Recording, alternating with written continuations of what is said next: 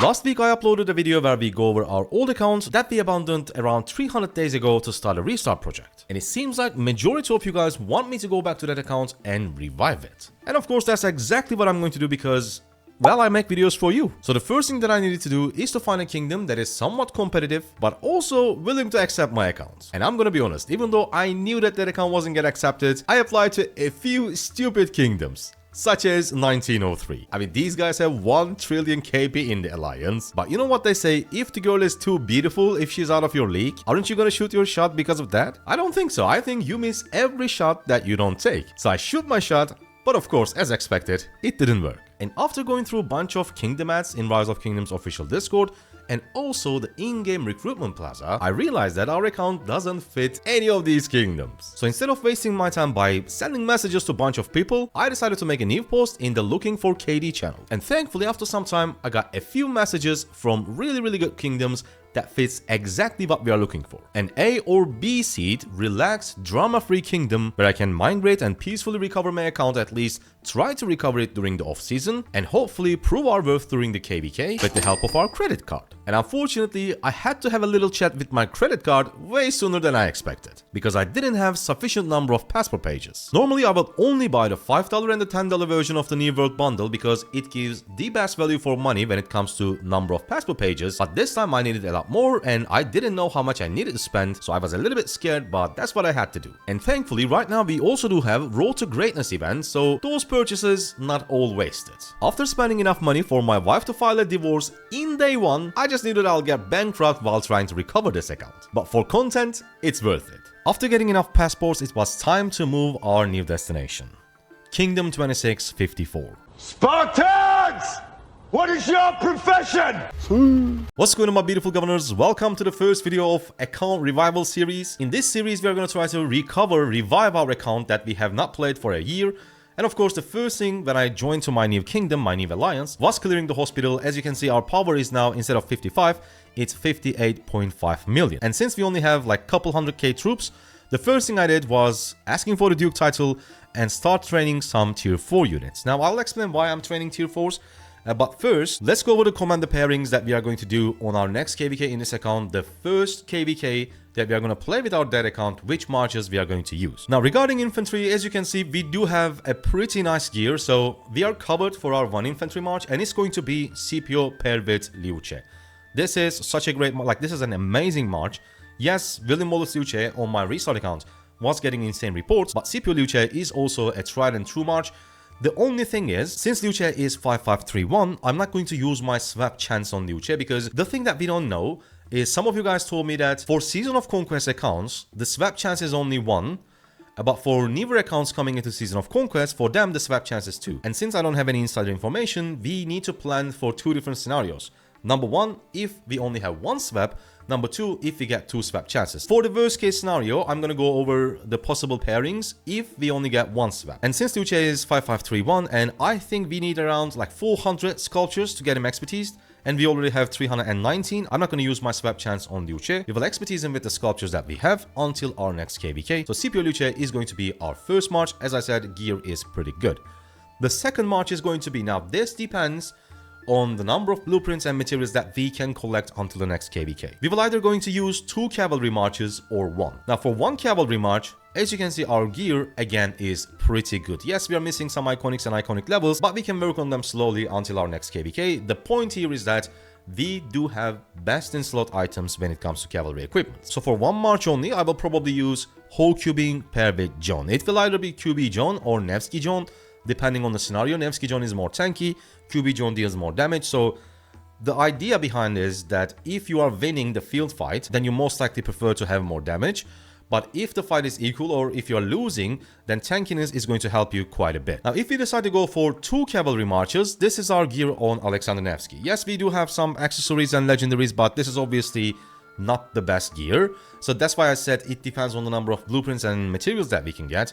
If we can also get, 6 pieces legendary set for our other cavalry marches as well, then we go up to 2 cav marches, and in this case, it's going to be tried and true Nevsky John and QB paired with William. Yes, it would be better if, for example, we had Belisarius Prime instead of William the First, but we already have a 5551 William, and I don't really want to, we have 2 cav marches, I'm not trying to get the best cav march in the game because I already have it. So again, I don't plan to use my swap chance for cavalry because we are planning for the worst case scenario if we get one swap chance only. So unfortunately, yes, his debuff is insane, but I'm not going to swap for Belisarius. I'm going to be using either just QB Joan or for 2 marches, Nevsky Joan QB with William. So far, if we decide to use minimum number of marches, it's going to be CPO with Liu Che and QB with Joan. Now the tricky part is archers because number one, I don't have any good archer commanders. I mean, at least the ones that are included in the best archer march at this moment, which is Zhuge Liang and Hermann. If I get 2 swap chances, I will swap one of these for Zhuge Liang. In that case, we'll let us have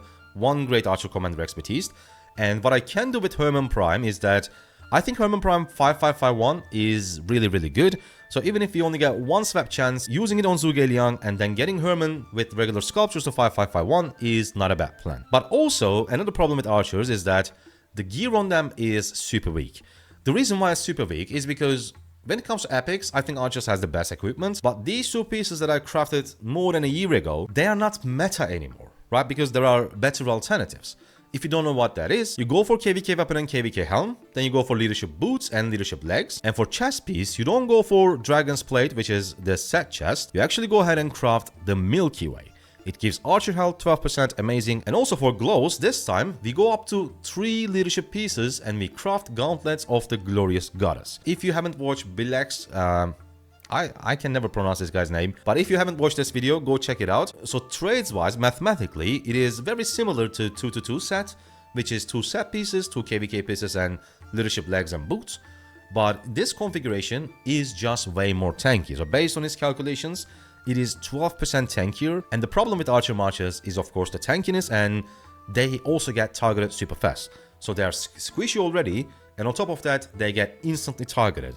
And that's why my goal would be making my archer march as tanky as possible. But in that case, I will need to, since I plan to use 1 archer march only, I will need to dismantle these legendaries, or I'll just say, okay, whatever, I already have this, let's just go for 2-2, it is what it is. But of course, even if I decide to dismantle these pieces at some point, I'm not going to do it right away. I will first craft the legendaries that we are missing, because these 4, leadership legs, leadership boots, KVK weapon and KVK helm, is best in slot regardless of the set that you are going for. It's only the last 2 pieces, so it's a little bit of a luxury. I'm not gonna do it until I sort out my equipment for other marches. Now, this is the option number 1. We just swap for Zhuge Liang and we invest on Hermann 5551. We use that march. As I said, swap goes to Zial. The other option is, since we do have a lot of expertise infantry, we can go ahead, swap for Ragnar Lothbrok, Ragnar Prime, and we can use the combination of these 4 commanders. CPO, Liu Che, Alex, and Ragnar. 2 different combinations. We can either go for Ragnar with Alexander, CPO with Liu Che, or we can go for Ragnar with CPO, Liu Che with Alex. I don't know which 2 march configuration works the best. We actually need to try and test it. But long story short, in this scenario, swap goes to Ragnar Lothbrok and we go up to 2 infantry marches. So that is the other alternative. The problem with that one is that we have like no equipment whatsoever. We only have like blues and a few epics. I'm gonna be honest, like Seth Brutality, Epic Boots, Karak's Humility, or Gatekeeper Shield.